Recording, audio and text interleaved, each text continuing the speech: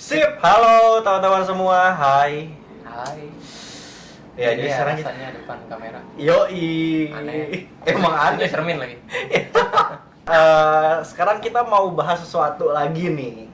Ya, sekarang ada bintang tamu. Bintang tamu. Mana bintangnya ini? Ya, jadi ini adalah Bapak Christian. Iya. Bapak, kakak, Bapak. Om. om. Iya. Menuju om ya. Menuju om. Ayo, Menuju bapak. Wah. Dan om juga. Ini dari bahasan dari judulnya aja udah pasti tahu ya. PTN versus swasta. Nah, pengen kenalin dulu deh. Bapak Kris. Kakak Kris lah, kakak Kris. Yoi.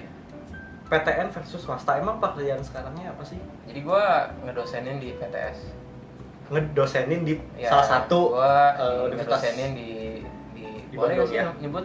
Boleh kalau. ya. Tapi ya itu sih Promosi gimana ya. Bapak aja ya. Jadi gua dosen Iya. di Universitas Katolik Parahyangan di Unpar. Oke. Hmm. Jadi salah satu PTS. dosen ya, PTS. Ya. Oke. Nah, tapi ini kan judulnya PTN versus swasta Ya, nih. Swasta. Waktu S1, S2 atau sekarang emang titelnya apa sih? Sekarang gua udah doktor. Doktor, S3 berarti. Nah, itu gua di PTN. PTN, Ya, gua di ITB. ITB. Tapi larinya ke Tapi gua kerja di PTS. wah, Jadi kalau dari topiknya mungkin ya sedikit banyak bisa kasih gambaran lah. bahwa bahwa Ya konteksnya apa PTN PTS? Apanya yang mau dilihat gitu. oh gitu. Oke. Nah, ini kita kan bahas satu-satu nih ya tentang PTN versus swasta. Pengen menjelaskan aja sih sebenarnya ini karena banyak teman-teman yang pasti sudah mengenal atau udah terdoktrin lah ya. Kalau misalnya kalian nggak bisa masuk ke negeri, maka kalian itu adalah kurang pintar. Iya, terus Dibandingkan bodoh kan? terjerumus di Kurang pintar. swasta, gitu. Akhirnya ke swasta karena nggak keterima. Iya. Tertolak lah dari Oke. ujiannya, dari mungkin jalur undangannya tertolak. Iya. Memang sebegitukah adanya atau bagaimana sih? Jadi sebenarnya fenomena itu kan muncul ketika PTN tuh punya jatah mahasiswa. Ini PTN punya jatah mahasiswa, lalu jumlah PTN itu lebih sedikit dari PTS. Oke. Ya, Karena itu- memang universitasnya juga sedikit juga kan? Ya begitu sedikit, terus jurusan juga terbatas kayaknya. Maka dari jutaan atau jangankan mungkin puluh juta kali atau ratus juta, gue juga nggak hafal anak SMA tahun ini atau tahun lalu gitu ya, setiap tahunnya itu berapa. Tapi intinya tuh karena PTN punya daya serap yang sedikit, ya mereka jadi ke PTS. Walaupun gue menemui banyak mahasiswa gue yang enggak PTN deh, mereka langsung daftar di PTS. Memang dari keinginannya gitu. Jadi kayaknya itu stigma yang memang itu adalah sebuah common fenomena ya. Dan orang bisa interpretasi banyak hal dari situ. Ya mungkin karena terpikirkannya karena dari seluruh Indonesia, contoh ke satu universitas yang memang dia daftarnya sampai 40.000, cuma keterimanya Ya. 300. Cuma keterima 300. Ya otomatis ya berarti lu terpilih dong. Iya, Gitu. iya. Dengan tingkat kompetensi. Jadi itu angka itu hanya ngomong bahwa itu hanya punya tingkat kompetensi yang ketat. Itu nggak sama sekali ngomong yang lulus bisa lebih baik. Oke. Kan Sebelum angka itu lulus, hanya ngomong kompetensi. hanya sebelum lulus sebenarnya Kompetisi. ketika lagi ternyata keterima nih 300 orang contoh ya tadi ya. Ya, Jadi 300 orang. Emang semuanya pintar? Enggak juga. Pinter kan relatif ya. Kita nggak bisa ngomong dia pinter. Yang pasti dia lulus tes. Udah aja yang kita tahu kan itu ya. Sisanya kebanyakan- berprosesnya ya. Ya ini juga yang gua tangkap dari fenomena ya. Kadang orang tuh dapetin fenomena yang sebetulnya merupakan sebuah hal yang biasa. Hal yang biasa dan pasti gitu ya. Tapi mereka punya interpretasi macam-macam. Kayak tadi yang gue bilang misalnya satu punya kapasitas 300 nih. Lalu 40.000 gitu. Ya kita nggak bisa bilang bahwa itu terbaik kan. Karena terbaik tiap orang tuh kan beda kan. Itu poin satu. Lalu orang menginterpretasikan yang 300 itu adalah yang pasti punya masa depan yang cerah. Padahal hanya ngomong itu hanya punya kompetisi yang lebih tinggi aja gitu. Nah terus apakah 300-nya pinter? Yang kita bisa tahu bahwa mereka lulus ujian. Udah. Iya. Lulus ujian ketika tes pertama aja Ya gitu itu aja kan informasi yang kita dapat kan. Lalu kemudian orang berinterpretasi gitu. Apakah yang 300 itu kemudian lulus 300? Kayaknya nggak juga gitu. Pasti ada aja salah satu Ada atau aja dua yang belum nggak beres. cocok, nggak beres gitu kan. Jadi ya itulah mungkin manusia gitu ya, punya pikiran yang kayaknya tuh terlalu jauh gitu. Padahal hanya ngomong fakta gitu. Oke. Gitu Karena sih. sebenarnya saya juga PTN juga gitu kan. Iya, PTN juga gitu masalahnya. Anak gajah juga kan? Yeay. By the way, ketika sekarang udah ngajar di swasta, Iya. gitu kan. Anak-anaknya oke juga nggak sih? Oke juga. Jadi sebenarnya kalau gue dosen ya, maksud gue kalau gue disuruh milih mana sih ngajar anak yang kurang bisa atau anak yang misalnya gini lah, stigma pinter dan nggak pinter gitu ya. Lu mending ngajar mana yang pinter sama nggak pinter? Ya masing-masing punya plus minus. Kalau lu ngajar yang nggak pinter ya lu lebih capek. Lu ngajar yang pinter, menurut gue kayaknya jauh lebih capek. Orang itu nanyanya pasti Lebih banyak. sesuatu yang lu nggak jelasin gitu di kelas kan. Iya. Dan biasanya kita lebih kelabakan Iya. dibandingkan kita yang nggak pintar. Yang nggak pintar, mereka nanya buat pencitraan, gua jawab asal juga mereka kayaknya percaya kan, Karena karena nggak pintar gitu Iya. ya. Nah kalau yang pintar kan nggak gitu, mereka akan ngejar gua gitu, ngobrol gitu. Jadi apakah semuanya istilahnya tadi pertanyaan lu kan, apakah apa? Iya, apakah misalnya ya si swasta ini Kagak anak-anaknya juga, pintar enggak atau juga. Ada yang memang niat masuk di univ swasta gitu. Memang dari memang orang udah nggak mau tuanya. negeri aja gitu ya. Mungkin dia mau, tapi mungkin ada juga yang memang orang tuanya tuh dari dulu itu udah di situ gitu. Jadi akhirnya alma mater lagi gitu. Mostly sih kebanyakan yang sekolah di Katolik. Oh, Jadi misalnya kayak Angela gitu, udah pasti kayak ya lu Masuk masuk lagi. Unpar lah gitu kan. iya, iya. Ya gitu sih. Jadi ada yang gua temui ada yang memang dia nggak daftar swasta, niat gitu masuk di situ, dan bukannya dia nggak mampu, hanya dia karena ya gua nggak milih gitu kan. Ya kita nggak bisa ngomong bahwa lu tuh nggak masuk di negeri, lalu lu end up di swasta. Tapi kan emang orang yang nggak mau gitu. Makanya kita harus lihat faktanya udah titik sampai situ. Gitu. Iya, iya, iya. Gitu sih. Jadi ada yang memang merasa, ada juga yang lucu ya. Ada yang aduh dia tuh pengen masuk negeri nih. Terus enak di swasta, terus lulus dan dia bersyukur karena oh iya gue memang mungkin harus di sini gitu Iya, ya. iya. Ini dia bisa lulus kan, gitu sih. Dan dia nggak terlarut dengan kekecewaannya. Iya, iya, iya, iya. Jadi buat teman-teman nih kalau misalnya yang masih bingung mau negeri atau swasta, sebenarnya sih dari pengalaman langsung ya S1, S2, S3 Iya. di negeri yang sekarang udah jadi dosen, lebih baik negeri atau swasta. Sekarang nih, gue SMA, Ya, rekomennya main negeri atau mending swasta? jadi harus lihat. Jadi menurut gue gini ya, milih universitas, milih jurusan, dan seperti nanti milih karir, itu merupakan pilihan yang strategis. It's a strategic decision gitu. Jadi sebelum orang ngomong negeri atau swasta, mesti lihat dulu lu punya preferensi apa jurusan gitu kan. Sukanya apa Satu, dulu nih ya? sebenarnya jurusannya apa kan. Karena ada aja jurusan yang memang terbaik tapi adanya di swasta, bukan di negeri kan. Gitu. Jadi harus lihat dulu jurusannya apa. Iya, iya, iya. Ada yang langsung bilang bahwa gue pengen ke negeri apapun jurusannya. Well, ya udah, berarti itu kan preferensi dia. Yang penting negeri, jurusannya jurusan Bodo pertama. amat. Bodo amat, penting gue negeri. Ya udah. Ya lu harus hidup dengan pilihan itu kan. Nah, ada juga yang memang ya kayak tadi ya, gue nggak mau di negeri, gue maunya swasta gitu. Ya akhirnya dia memutuskan untuk ke swasta gitu. Jadi tergantung dari preferensinya. Misalkan gue mau yang dekat rumah tuh apa? Yang negeri atau yang swasta? Gitu. Iya, ternyata swasta. Saya Ya swasta, ya udah karena parameter gue ada dekat rumah. Iya. Gue pengen yang dalam kota, gue nggak pengen keluar kota, nggak mau mengalami hidup yang namanya ngekos. Ya udah, gitu kan. Tinggal Ya carilah udah, gitu. carilah yang dalam kota. Dalam kota lu cuma ada swasta. Ya udah, karena parameter lu adalah dekat dengan rumah. Let's say ada anak SMA yang orang tuanya sakit, misal. Terus dia cuma sama adiknya SMP. Orangnya sakit nih. Dia mungkin bisa ke swasta gitu ya. Tapi karena tanggung jawab sebagai anak dan namanya jadi anak tuh nggak bisa digantiin kan. Iya. Siapa yang mau gantiin lu gitu? Iya. Sebagai anak gitu kan. Ya udah akhirnya dia memilih untuk ke swasta. Dia sampai double job, triple Satu job. kota ya pokoknya. Apakah dia dibilang nggak mampu? Kayaknya mampu juga gitu kan. Kita nggak bisa ngejudge orang dengan keputusan dia. Jadi menurut gua mau negeri atau swasta ya tergantung lu strategi lu apa dalam hidup gitu. Lu preferensi lu apa? Kalau misalnya yang penting gua negeri jurusan ini tapi ngekos, it's okay. Double job, misalnya harus sampai part time, it's okay. Dan gua waktu kuliah banyak menemui anak yang seperti itu, anak rantau lah. Anak rantau utama ya. Yang penting dia dapat kuliah murah, terus terjangkau, ya kosan murah, dia makan seadanya, terus sambil ngelesin part time bisa, gitu kan? Gitu sih. Menurut Lulus juga gitu iya, ya. lulus juga kan? Ya menurut gua tergantung dari preferensi, gitu. Lo mau ke swasta yang misalkan ada swasta yang punya stigma kayak kampus gua nih dijulukin kampus Sultan kan. Hmm. Ya lu kalau mau gaya hidup seperti itu ya it's okay lah lu masuk di situ kan. Kalau misalnya lu percaya dengan stigma itu gitu. Jadi itu ada sebuah keputusan strategis. Ya, ya. Jadi balik lagi ke orangnya sih kalau kata gua. Balik lagi ke orangnya, betul. Yoi. banget.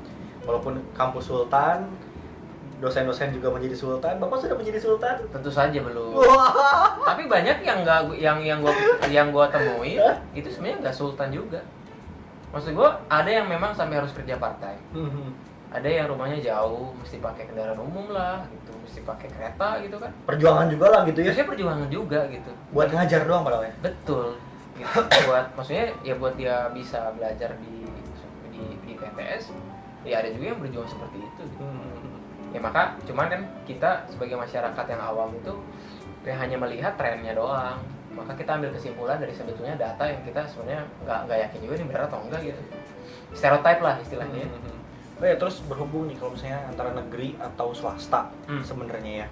Nah, banyak juga nih dari teman-teman mungkin ya ada yang sekarang udah ngejalanin atau belum kepikirannya, oke, gue sekarang IPA, gue ambil ekonomi aja gitu. Atau sebaliknya, gue IPS, tapi gue tuh seneng banget, misalnya on the deal, mesin lah gitu kan, mesin. Kalau misalnya kan negeri kan otomatis harus IPA. Betul. Ya kan? Tapi saya IPS. Demikian sebaliknya. Saya IPA. Ketika saya milih ekonomi, ngapain lu milih ekonomi? Kan lu udah gak capek-capek di IPA. Sebenarnya relevan lagi nggak sih kalau ketika pemilihan itu ya, pemilihan jurusan? Ya. Jadi pemilihan jurusan itu waktu kuliah itu kan beberapa itu kan punya aturan internal. Let's say gini, teknik pasti dia akan terima yang dari IPA. Buat PTS ya. Terus kenapa? Ya karena ketika ya kalau gue sebagai pengelola jurusan kan gue mau anak mahasiswa gue nggak pengen ngajar ini capek gitu. Maka dia harus punya dasar IPA dari SMA kelas 1 ya 10, 11, 12 kan, sehingga pas masuk gue ngajarnya nggak terlalu susah gitu. Karena di IPS itu kan setahu gue cuma ada matematika dasar kan. Buat yang by the way matematik itu kan ilmu yang dasar ya. Lalu maka ya mereka menetapkan aturan-aturan itu. Nah, aturan-aturan itu berdampak pada anak SMA yang sedang di jurusan itu. Maka ketika seseorang memutuskan masuk IPA IPS, maka ada beberapa pintu yang tertutup. Unless ada misalkan negeri atau swasta yang memperbolehkan siswa dari IPA atau IPS buat masuk jurusan itu. Art misalnya seni gitu kan. Kayak FSRD kayaknya lu nggak perlu IPA IPS buat masuk situ kan. Kalau sipil kan pasti banget harus IPA. Iya, sipil kan masuknya IPA. Hitungan. Atau misalnya SBM, bisnis manajemen kan? Ya walaupun kayak di jurusan sebelah gua nih TI ini, mereka kan punya ekonomi teknik kan. Kayaknya belajar juga ekonomi akuntansi sedikit sih, lu mesti tahu kan. Jadi waktu pas, nah ini sebenarnya yang jadi kegelisahan gua gitu ketika seorang anak SMP masuk SMA, mereka harus milih IPA IPS dengan pengalaman cuma 3 tahun. Itu merupakan sebuah keputusan yang strategis sih di IPA IPS itu. Karena itu berdampak pada dia punya kuliah nanti. Kalau kuliahnya yang memang menetapkan harus IPA atau harus IPS, atau dua-duanya boleh. Ya. Karena banyak juga nih kalau misalnya kayak dulu sih terutama ya kalau kayak di perguruan tinggi itu, oke, gue milih jurusan A, oke, gue milih jurusan B, tapi ujung-ujungnya baru 2 semester pindah jurusan, ya kan? Terus ada yang sampai harusnya 8 semester beres, sampai ada yang udah di atas 10, ya kan? 10, 12, 14, bahkan ada yang lebih, mungkin nggak tahu sih kalau sekarang di itu 14 ya. 14. Kalau di negeri yang saya tahu gitu yang di Sigajah itu cuma 12 maksimal kan. Kalau enggak itu udah ketar-ketir siap-siap DO aja gitu kan. Nah, maksudnya kan ketika pemilihan itu adalah apa ya, dasar kepengennya lu atau kepengennya orang tua. Nah, ini kan jadi agak sulit lagi ya. Betul. Sebenarnya ya. Tapi kalau misalnya udah kepengennya sendiri ternyata nggak relevan tuh gimana? Nah itu sebenarnya kayak kalau gue sih ngeliat ada tren yang lagi ramai nih di anak muda sekarang, anak Gen Z lah ya. Jadi mereka tuh hanya modal kepengen. Karena ada teman. Modal kepengen, lihat teman, lihat YouTube. Kayaknya asik nih jurusan ini pas masuk. Tanpa mereka pelajari silabusnya, kurikulumnya, Kalkulus juga. Welcome to the jungle gitu. Yo, Contohnya yang klasik tuh ya kayak anak SMP SMA gue pengen jadi game designer nih. Gue pengen bikin game RPG misalnya. Tapi RPG itu kan lu punya ruang X, Y, Z tuh. Yang kalau dalam matematika itu kan? ada 3 dimensi kan. Dan bukannya sekedar gambar. Tapi kalau ada 2 objek berpapasan, lu mesti ada transformasi. Kalau yang gerakannya silinder, lu ada transformasi koordinat dan sebagainya. Pas dia masuk, kenapa ya gue pengen jadi game designer tapi ketemunya aljabar linear gitu. Iya. Ya emang semuanya aljabar linear kan? Iya. Ya gitu sih. Jadi karena modal kepengen, gak riset duluan. Lalu ternyata dia nemu stumbling block gitu ya, stumbling block, akhirnya dia berhenti. Karena jadi modal hanya kepengen doang, karena oke, saya senang Mobile Legend gitu kan. Ya, pengen bikin game ceritanya gitu ya, kan. itu kan sulit ya. Ternyata iya. Ada artificial intelligence-nya, ada game, ada grafik. Belum design-nya. codingnya. Ya codingnya juga kan dalamnya Matematik juga. Iya. Iya. If apanya ininya lah segala macam ya, saya juga sebenarnya nggak ngerti juga gitu kan. Ya tapi intinya susah lah. Iya. Hanya lihat permukaannya tapi nggak pernah lihat dalamnya sebenarnya ya. Iya. Itu yang mau gue bahas besok juga tuh di seminar tuh. Maksudnya gini, kalau semua orang cuma modal kepengen tuh jadi sukses, semua orang jadi sukses. Iya. Gitu kan. Ya gue pengen ini nih. Kayak lo misalnya, gue pengen lah, gue pengen YouTube, YouTube-nya bagus nih di channel-channelnya kan. Ya pas gue lihat, kayaknya prosesnya capek juga nih. Lo ngambil gambar, lo motong, terus lo ngedit kan, sampai jadi pendek kan. Banyak orang tuh nggak sanggup buat bayar harganya itu. Itu sih. Jadi concern gue adalah, ya ada banyak orang yang nggak yang nggak bisa survive gitu. Yang cepat give up lah intinya ya. Karena cuma modal kepengen Tapi ya udah gitu. Iya. Ya hanya ikutan. Kalau misalnya gagal atau mungkin pemikiran dia sudah gagal gitu ya. Sebenarnya ya kalau orang ngomong ya lu tuh belum gagal, baru juga 3 video. Kasar gitu maksudnya sekarang dia kita ngomongin tentang YouTube gitu kan. Iya. Baru 3 video tapi lu kenapa view-nya cuma 10 ya? 10 cuma 30. Iya. Tapi effortnya berjam-jam. Jadi pengen feedbacknya cepat. Iya. Lalu mereka ngerasa bahwa itu nggak paid off gitu.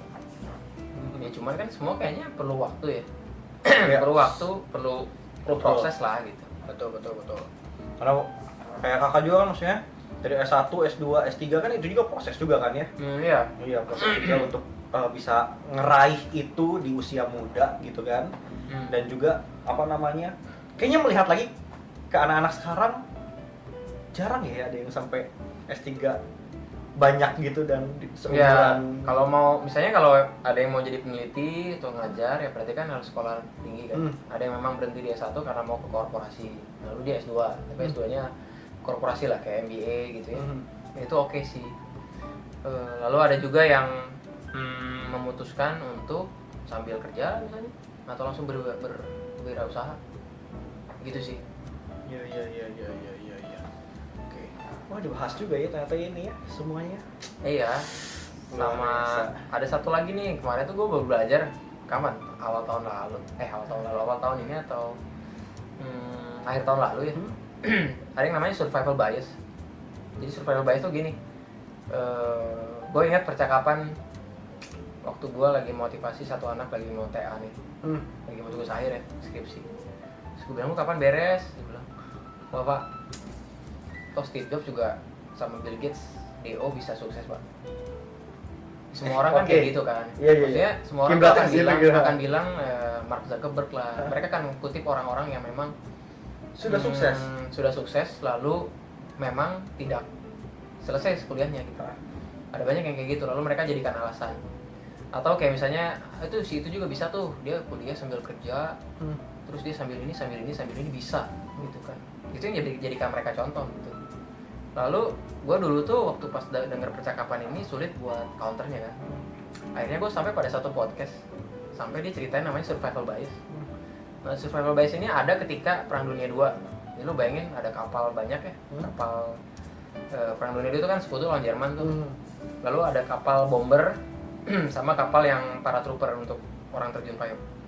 Nah, kapal-kapal itu kan ditembakin dari bawah. Nah, kapal yang balik ke pangkalan itu semua kena tembakan kecuali di bagian mesinnya. Jadi pinggir-pinggirnya itu kena tembakan, di sayap lah, di mana gitu. Nah, orang di sana mikirnya gini, ya kalau gitu gue lapisin aja di bagian yang tertembak kan, ya kan? Karena gue nggak bisa lapisin semua, karena makin berat makin susah dia terbang. Maka ya awalnya mereka lapisin yang tertembak karena mereka kira oh ini yang udah balik nih, terus tembaknya di bagian sayap, ya udahlah gue tebelin aja bagian sayap. Nah, lalu ada satu ahli statistik yang datang terus yang ngeliat lu lakukan hal yang salah, dia bilang. Karena ada pesawat di luar sana yang ketembak di bagian mesinnya yang nggak balik. Itu yang namanya survival bias. Kita hanya melihat yang survive. Iya. Dan kita lupa yang gagal. Yang gagal itu lebih banyak. Jadi banyak kapal yang tertembak di bagian mesinnya, yang ini jatuh. Maka sejak itu yang ditebelin adalah bagian mesin. Lalu angka yang kecelakaan jadi berkurang gitu. Nah balik lagi ke yang tadi, survival bias itu muncul di anak-anak sekarang. Jadi waktu mereka ngelihat si itu sukses, ya yang lu lihat kan sukses ya kan? Iya. Yang lu nggak lihat adalah puluhan effortnya. ribu, enggak puluhan ribu jutaan orang yang gagal dengan nasib yang sama gitu. Ya. Iya kan? Nah sekarang kenapa yang gagal nggak masuk TV? Ya karena nggak populer. Ngerti nggak? Nggak mungkin kan, lu kayaknya DO ya kemarin. Terus lu gagal. Kenapa gagalnya? Iya. Diwawancara gitu. Diwawancara kan karena itu nggak populer kan. Iya. Gitu loh. Nah mereka tuh hanya melihat yang populernya.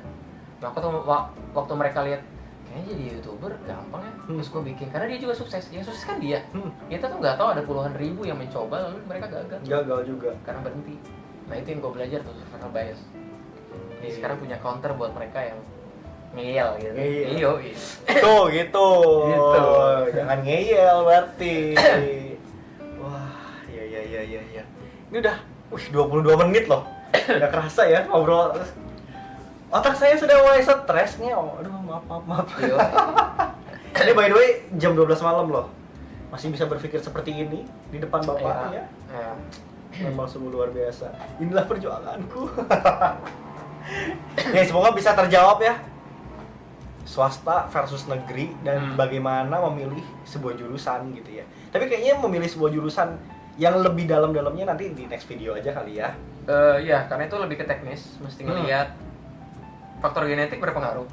Kalau menurut gue, ada yang bapaknya insinyur, kakaknya insinyur, dia insinyur gitu. Oke.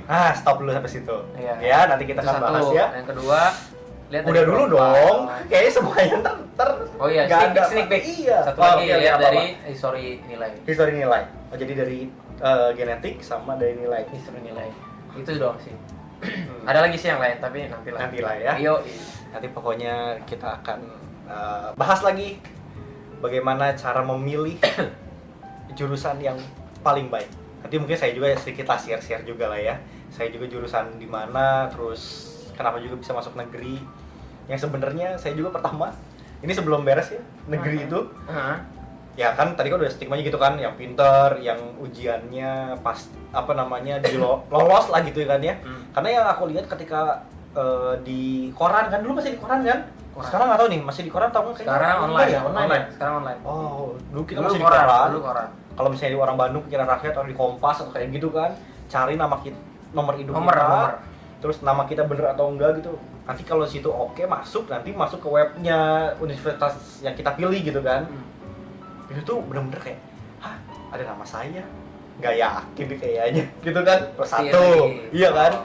Terus akhirnya ketika waktunya tiba udah dipanggil segala macam lah kan, suruh masuk ke kampus tersebut, keluarlah absen, ada nama saya. Bener nggak ini nama saya? Ternyata bener ya. Iya, ternyata bener. Benar. Ini nama saya atau nama orang lain tapi sama kayak saya gitu kan. Karena masih nggak yakin gitu. Saya emang bisa masuk negeri gitu kan. Karena yang udah pasti melihat, waduh ini anaknya pintar. Tapi ternyata ketika berjalannya waktu sama aja. Gitu ya. Oke, jadi sekarang sih sebenarnya bukan masalah negeri atau swasta kalau kita dari ngobrol tadi ya. Bukan masalah negeri atau swastanya, tapi bagaimana kamu mau berjalan di universitas tersebutnya gitu ya sebenarnya ya. Effort untuk nyampe lulus, effort buat bagaimana cara belajar yang bener lah terutama kan ya. Membuka wawasan yang baru. Karena kalau saya pribadi sih sebenarnya kenapa baiknya masuk negeri kalau saya ya, karena saya berbeda. Oke. Itu sih, itu inti utamanya. Jadi ketika saya mau nyemplung ke situ, saya keluar dari zona nyaman. Karena saya SD di salah satu swasta juga gitu kan, SD swasta, SMP masih sama grupnya, SMA satu grup juga gitu kan, berarti kan otomatis kan ini nyaman banget gitu kan, Iya. ketemu temannya lagi gitu kan. Ya, Tapi berarti ketika kan alasan lu memang pengen keluar dari zona nyaman kan. pertamanya sih nggak kepikiran, Tapi setelahnya kan baru tapi setelahnya oh, oke, gini ternyata- juga ya, Ternyata. ternyata buka wawasan baru, ternyata bisa kenal dengan berbagai macam etnis gitu kan. Iya. Nggak yang mungkin kalau misalnya sekarang saya di swasta, ya saya bakal berteman sama teman-teman yang itu lagi. Iya. Itu kemarin Itu tuh ada akan yang sharing pasti juga. banget. Ada yang sharing juga di gereja gue gitu. Gue kayak melihat dunia lain mereka bilang. A part of another world dan Iya. akhirnya dia menambah pengalaman. Nah ya udah terakhir lah ya, cukup sedih juga ketika sekarang kan saya juga banyak kita lah ya terutama yang nge-handle anak-anak yang milenial hidup di sekolah swasta yang memang agak sedikit melihat dunia luar tuh ya begitu gitu ya, yang kayak apa sih, aduh bukan dunia gua lah, udah gitu ya. Tapi ketika kita udah mencoba itu seru juga Dan sih. seru juga. Iya, Bahkan bahkan pengalaman baru lah. bagaimana men-treat seseorang yang berbeda tuh ya itulah poinnya. Sebenarnya yang aku ambil bukan hanya sekedar ilmunya doang ya, tapi memang bagaimana hidup, Gimana jadi manusia? gimana menjadi manusia. Iya. Gitu. Ya mungkin jadi sekarang teman-teman silakan milih mau yang negeri atau mau yang swasta. Pilihan teman-teman. Terus misalnya bingung mau pilih yang mana, ya nanti lihat di next videonya. Atau misalnya saya udah di setting nih sama orang tua, bahkan banyak juga sekarang ya Banyak sih. yang di setting harus negeri, harus swasta, swastanya harus universitas ini atau enggak ini yang udah di setting gitu kan. Ya itu juga sebaiknya sih discuss lah sama orang tua ya, karena masa depan kan lu yang jalanin gitu, yang lu kerja ya lu sendiri, lu dapat duit ya lu sendiri gitu kan. Jangan sampai karena kuliah terpaksa ya akhirnya nggak enjoy juga buat hidup gitu. Betul. Itu sih utamanya. Oke, sekian dulu ya videonya, kayaknya cukup lama juga kalian nonton. Coba nanti komen-komen di bawah ada pertanyaan-pertanyaan atau bahas-bahas sesuatu yang mungkin pengalaman teman-teman yang udah pernah dialami gitu ya. Silahkan tulis saja komen bawah ya. Oke, see you next video. Bye bye. Bye.